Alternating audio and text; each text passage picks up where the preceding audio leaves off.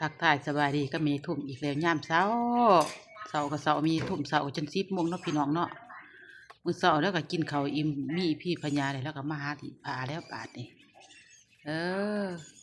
อย่ามเช้าแต่งอยู่แต่งกินแล้วเรียบร้อยเฮ็ดหยังแล้วเรียบร้อยก็มาตีพาบางๆเนาะเพิ่นก็เอาผ้ามาให้ดีกระโตบ่มันสิง่ายเด้อพี่น้องเด้อนี่แม่นมีทุ่มแล้วก็คนสาเนาะคนสามันจะไหลเนาะก็คือว่าเตารีดมันก็บ่ถนัดปานใด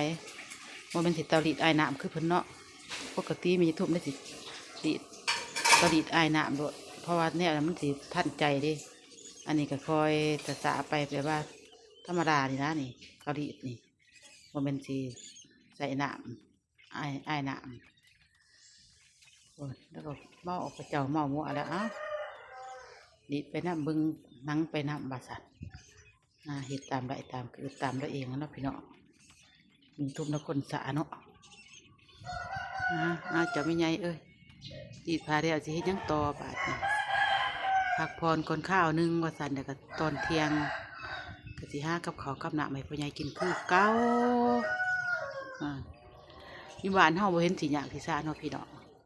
บ่ได้บอกหลายมันใหญ่ทุ่มนักซักแล้วก็ตาก็ขันหัวเลยเนาะอันนี้เพิ่นโอ้ยแขนก็ตากดีงามมีสันมียังออกอีกเฮ้ย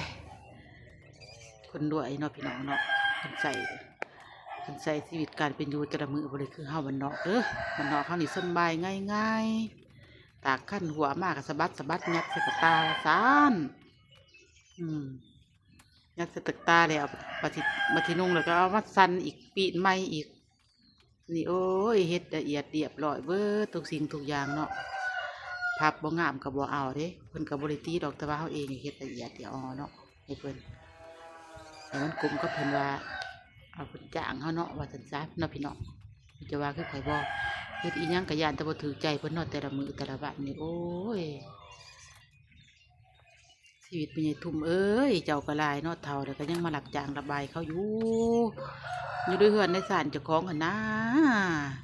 ขนาดเสือตัวตึง3 ตัว2 ตัวยังบ่อยากซักขี้ขาดพี่น้องเลยมาพี่จะไปเพิ่นดูคักแค่ย้อนยังพี่น้องย้อนเงิน ไม่ใช่ทุกนี่แล้วมักเงินคักมักเงินแน่เนาะพี่น้องเนาะจะได้ก็ว่าลุกว่าแหลมกระยาแต่เขาบ่ยองเลยเป็นคนมักยองเลยไม่ใหญ่อันนี้ไม่ใหญ่เนี่ยคนมักยองไอ้เขาบอกดีนะเพิ่นในเพิ่นแห้งจ้าเลยแล้วเด้อเมื่อยพระเจ้าว่าเมื่อยแล้วเพิ่นได้ย่ำนอนเพิ่นเนี่ยโอ้ยเมื่อยว่าสั่นแต่ว่ากับบุญบาไปนอกพี่น้องด้วยเพื่อนเพิ่นกับบกคอยสิมีงานทลายเนาะเด็กกันนึงมาของบ้านเพิ่นกับบริมาจุกจีข้างนอกแล้วก็เข้าไปอยู่ตามตำบังกับลูกเขา2 คนพ่อแม่ลูกเนาะพ่อแม่พ่อก็คือจะของบ้านเพิ่นเองเนาะหัวพิษไม่ใช่ทุ่มหัวพิษเนาะก็โทษพ่อก็คือจะของบ้านเพิ่นเนาะผู้มีทุ่มแล้วดูแลกับลูกเนาะบ่มียังดอกบ้านดังหนึ่งขโมกไผว่าซ่าน